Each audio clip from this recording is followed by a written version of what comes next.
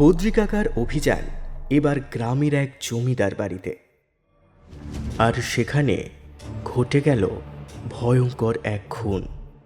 সেই সময় ধীরে ধীরে একের পর এক মৃত্যু ঘটতে থাকে। তোর কি মনে হয় এটি একটি পিশাচের কাজ? জানি না, হতে পারে কোনো বিষধর সাপ কামড়েছে। রহস্যের জটিলতা খোলার আগেই এক তান্ত্রিক জানালেন, কি? ও আবার এসেছে, ও আবার এসেছে, সবার রক্ত খেতে ও জেগে উঠেছে। আসছে কার্টুন টাইমসে এবারের গল্প নরখাদক।